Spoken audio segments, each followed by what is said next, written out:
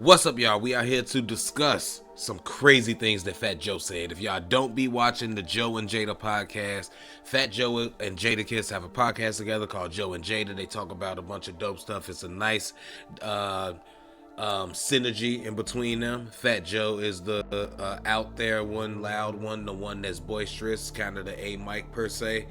And Jadakiss plays the straight man, but he got, obviously if you know Jadakiss, you're a fan of him, you know his personality. So it's a good mesh, something that we didn't know that we needed, but we need it. It's dope, it's great in hip hop, all of that is dope. With all that being said, now that the kudos out of the way, Fat Joe said some egregious things over this past episode. It's been going viral this week. I don't know if y'all know, but if y'all seen it, if y'all haven't seen it, he said this. J. Cole, he got project coming out called The Fall Off, and he got a mixtape where he used some of the locks. He rhymed over Money, Power, Respect, and he rhymed over Can I Live. Killed them shit. That's what it's supposed to be. So Cole is coming back in a major way. Do we look at him the same, being that they screwed his head off the big three? You hear his bars, all of that shit don't matter. It's over. He's coming crazy. Let me tell you something, man. They screwed his head off the big three. Is he in the big three? I don't like that terminology, so give me a pass. But they better screw his shit back on after you. Listen, let me tell you something. The lie, no matter what you call it, in your biggest heyday, no matter what, you call all about the music. You going off the internet. I'm not going off the internet. I'm Jada, tell him, Jada. It's got to go back on. I'm talking about hip hop, right? So what I'm saying to you is, you guys were fucking miniature compared to 50 Cent just sold 30 million records. You went at him. You went to the yard with the sword. Answering your own question. What's that? He could sell 100 million. The bars and the power of the people in the street made all of that shit irrelevant. He didn't come outside, Jada. It's all in the music. And I'm going to leave it at that, because basically what Fat Joe was saying, if y'all don't get it, if y'all didn't hear it, Fat Joe pretty much claiming that J. Cole pen ain't valid no more. J. Cole kind of ain't valid no more because he didn't go outside, he didn't battle or whatever. And my thing is that it's kind of the opposite. Shout out to oh man, I'm fucking up, I'm forgetting his name, but I do it myself. Follow him on I can't think of your name right now, as you can see, but I'll do it myself. Shout out. He had kind of the same sentiment that I had, like when I was thinking about it, because Fat Joe was saying he didn't come outside. He kind of did come outside. He did make a diss record. He did shoot. He just wasn't supposed to shoot. He just pulled his gun out too quick. You know what I'm saying? He shot an innocent bystander. You know what I'm saying? Like, nobody was threatening him, and he pulled his gun out on some preemptive shit because his mans was telling him, what you gonna do about that dude disrespecting you? So I feel him. Now I understand it. I was mad. I ain't gonna lie to you. I was mad. I was pissed off. All of that, I'm the best, I'm the best, I'm the best. And then when it's time to be the best, you don't rap and be the best. I was mad too. But when you think about it, in the fight, it was he did jump the gun. He did. It wasn't his fight. He went out there, he swung for his mans, and his mans didn't even swing yet. You know what I'm saying? He went out there a little too gung-ho for his guy, and his guy didn't even get the chance to defend himself yet. So it was one of those situations, and I do understand that. So I'm not really mad at Fat Joe for that. I'm not as mad at Fat Joe for that take, but he wrong though. He is wrong, because he did go outside. He did shoot his gun. He just aimed it at the wrong person, or he ended up shooting his friend in the leg. You know what I'm saying? And he had to tell his friend, my bad, bruh. I didn't mean to shoot you in the leg. But it was crazy out there. It was a war going on. And I just came out, I just started shooting. Because this was my first time being at war. You know what I'm saying? I didn't really know aiming. I was just shooting that way, and you was in the way. So I get it. So when after a while, some time, I do understand the apology now. I still wouldn't have apologized. Maybe publicly I wouldn't have apologized.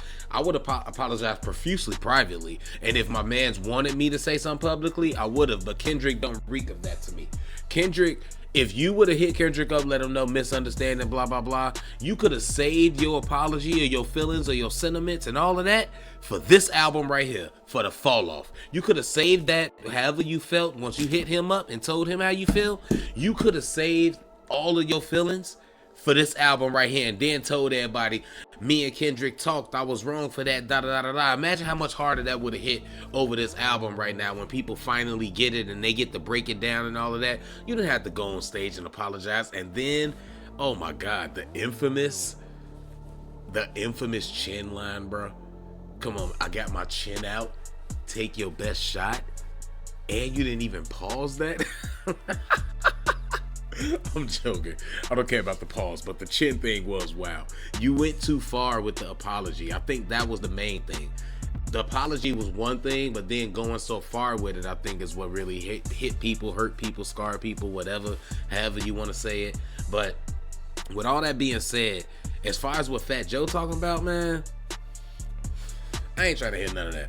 When this album dropped, people gonna listen. It's gonna be fire. I'm with Jada. Jada, like he's saying, there's bars on there. The music is speaking. You ain't gonna be able to say none of that when the music come out. I get what you all of y'all said. I don't want to hear him talk them tough bars, but it wasn't that many tough bars on this 2-track 2, was it? And you do got to deal with the haters. Nas Rewind. He just bit Nas Rewind. Nas rap backwards first. I get it. First thing I thought was that, yeah, Nas did this because that was one of my favorite songs from Stillmatic.